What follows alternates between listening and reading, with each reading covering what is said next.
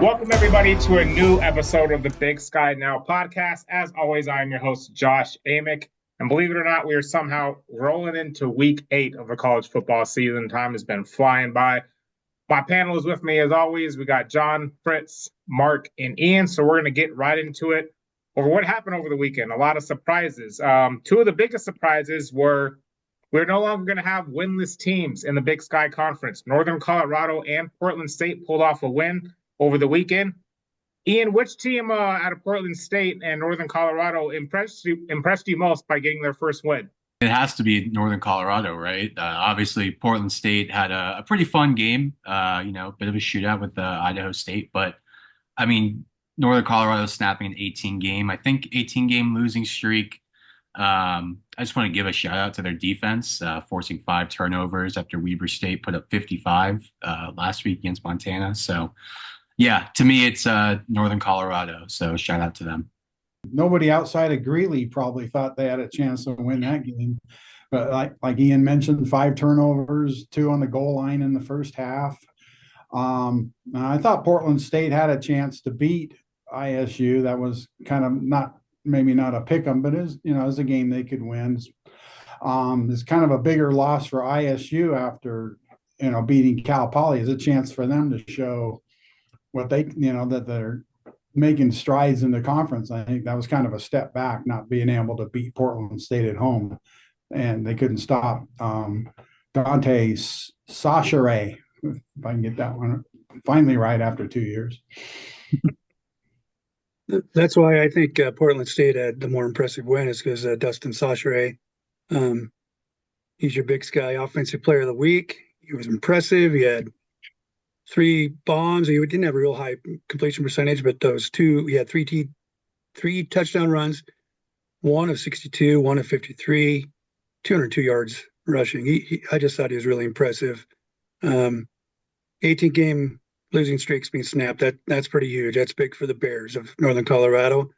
But man, did they have some help from Richie Munoz, who looked so good when Weber beat Montana a week ago. And then I counted 4 fumbles.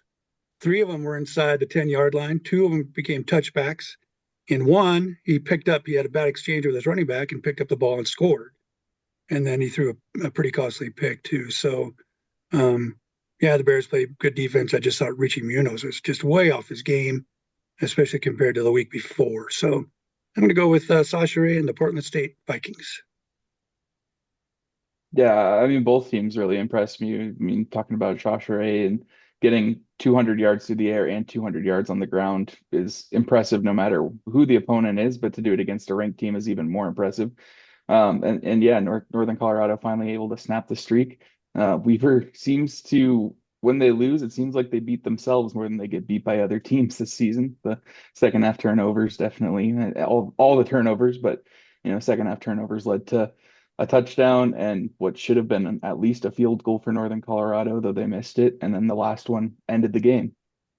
All right. And what we thought was going to be the game of the week between Montana State and Idaho, ended up being all Montana State. What do you think went wrong for the Vandals? Are we kind of overlooking Montana State here, Mark?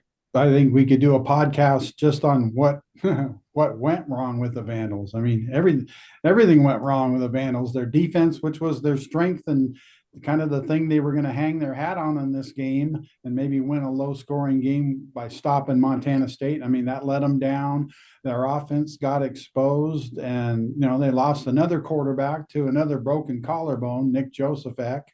So they had to go put in Jack Wagner, who has got a shoulder injury. So he was at least one of the few healthy people they could put out there. And then you look at Montana State at home, kind of fired up, probably looking at all this talk about Idaho was going to come into town and whip them on their home field. And they outplayed Idaho in every facet of the game. And so that's kind of what happened. And Idaho's starting to get banged up at other positions too. They were missing one of their 2 running backs. The other one was hurt in the game and didn't finish. Jason Eck was saying there was a chance that Elijah Cummings could be back this week, but he didn't think the other kid Thomas will be back. Quarterback wise, it's going to be Jack Wagner, and who knows after that. They got a true freshman, Rocco Koch, who's the backup. Other than that, then they got a couple position players, as it were, that could be the emergency quarterback, but they're just kind of banged up right now. And their offense wasn't the offense they had last year, and so they kind of had to rely on their defense and then scoring enough points to win. And then their defense, couldn't stop them a lot, and we kind of had what we had. I just I thought if Idaho had a chance, it's because their front seven on defense was going to be able to slow down the Bobcats, and they weren't able to. I mean, Jason Eck had a couple funny comments, about the beer culture in Montana, and they'll be pretty oiled up by the time kickoff at 8:15. And man, MSU just came out and boat raced them, 360 rushing yards and 28 first downs, and yeah, got Josephic out of the game with that big sack, a big physical sack, and yeah, I think one of the things X said was we might be one of the better teams MSU plays, if not the best team. And I will say that MSU kind of looks like the real deal in a conference that maybe is a couple steps behind after the first place Bobcats. The crowd definitely came out ready. I can't remember which lineman it was, but in the post-game press conference, one of the Cats defensive linemen made mention that he couldn't even hear his own thoughts when he was out there getting ready to play. So that, if that's anything to show you what the Idaho offense had to go through with communication, it wasn't easy. And Tommy Mellott living up to the touchdown Tommy name with the 4 touchdowns again. If not for Shashere, he's probably the Big Sky Offensive Player of the Week with 4 touchdowns and 121 yards passing, 140 on the ground with 11 carries. So it all lined up for Montana State, and they came out and punched Idaho in the face, and the Vandals couldn't respond. When we were previewing this game last week, I mentioned how I was excited to see the MSU rushing offense against the Idaho run defense, and MSU ran away with that one, pun intended. And it's just been, I don't know what Idaho can take away from this game. It might be just like a burn the tape game for the Vandals after this one. Fair enough. The other Montana team, the Grizz, pulled out another game in the second half where they beat NAU. How do you think the Grizz can start stronger and not have every game seems like come down to the second half, Fritz? Oh, maybe that's the formula. You don't play very well at the beginning and fall behind, and then roar back after halftime. All 3 conference games, they've trailed at halftime. And Saturday there was a fumble for a scoop and score, and then 3 and outs surrounding a decent drive that ended in a field goal. Seemed like playbook has been thinned down a little bit, simplified. Haven't seen any tunnel screens for I think 3 weeks, which I love tunnel screens. And I think it's worth noting that Junior Bergen wasn't targeted with a pass until the last 2 minutes of the first half.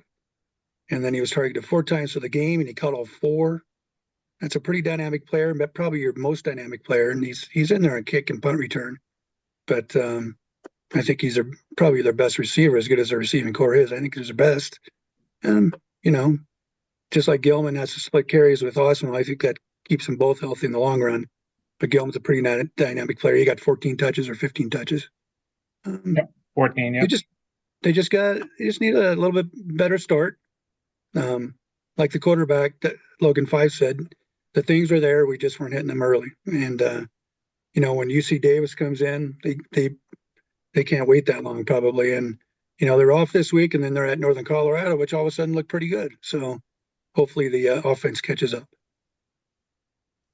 It's kind of interesting you talking about this, Fritz, because it feels like the last couple of weeks it's been the offense that's gotten the good starts, not the defense. And so Right. when the offense didn't show up, you kind of started to have questions about would Montana be able to get out of the hole? But they definitely figured it out at halftime. I know Bobby Houck's a great halftime adjustment coach. It seems to be kind of one of his MOs is if you're having a bad start, he will bring you out as a whole new team in the second half.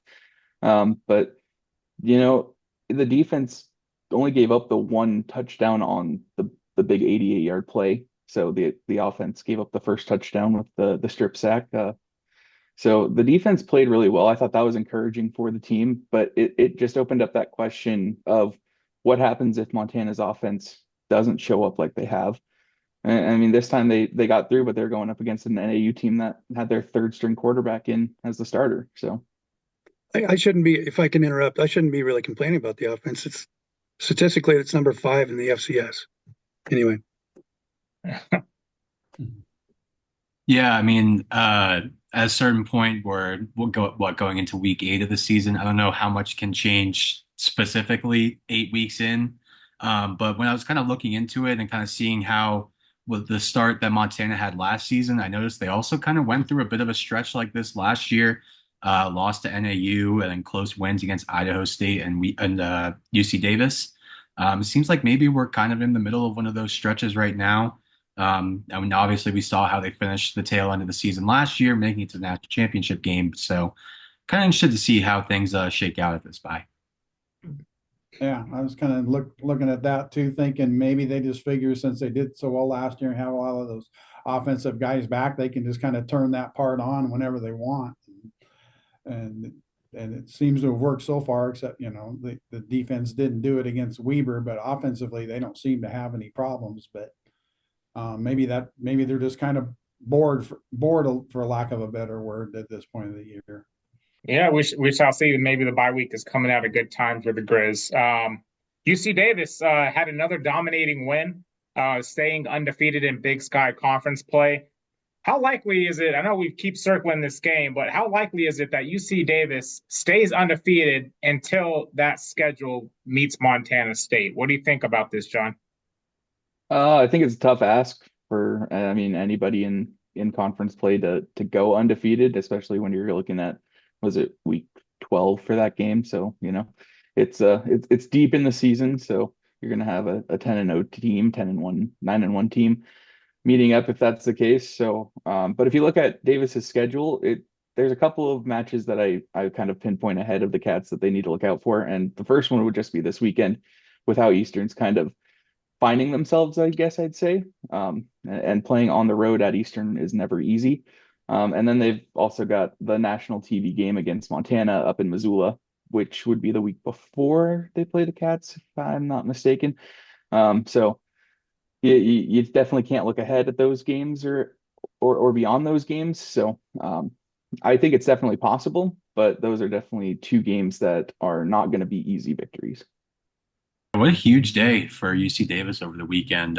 Hastings threw more touchdowns than incompletions. It just seemed like everything was kind of clicking for them over the weekend. And yeah, I mean, taking a look at their schedule, obviously it's tough to go undefeated, especially late undefeated in the conference play, especially late into the season. But I think they definitely have a shot, especially if maybe Montana doesn't turn things around like we were talking a little bit. They have a chance to go into that game against Montana State undefeated. So if they can take how they played on Saturday and get a nice win against Eastern coming up, kind of riding off that momentum, yeah, I think they definitely have a shot.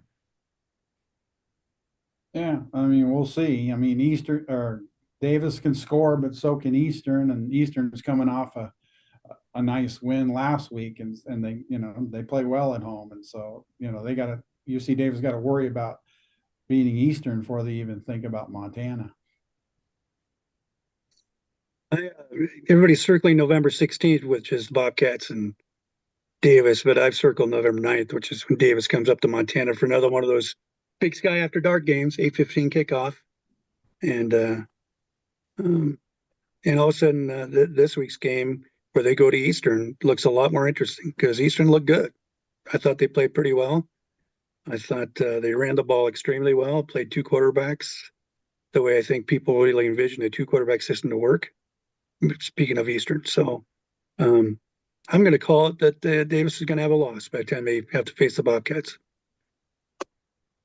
All right, and that leads us right into our final topic, which is Eastern. They came off the bye week, ready to play and beat Sacramento State on the road. After the last couple of performances, do you think Eastern's figuring it out? And should Sac State be concerned falling to 0-2 in conference play and 2-4 overall. Ian, I know we talked earlier in the season. We had a panic button nearby for Eastern Washington. Is it safe to say it's removed now? How are they looking? It's back in the drawer. Not in threat of being pressed right now. Obviously a big win for the Eagles, just to get some, positive vibes back into the building. I mean, they started 1-4 to go on the road and beat a ranked team like that. Pretty impressive.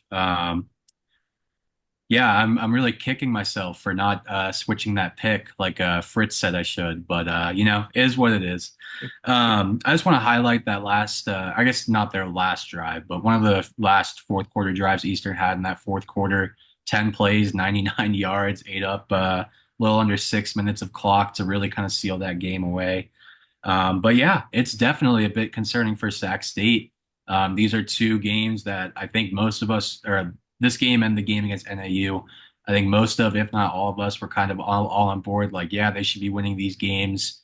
So yeah, they've got some winnable games coming up on the schedule though. So I guess we'll see how they fare in the coming weeks. But yeah, I'm definitely a little concerned about Sac State.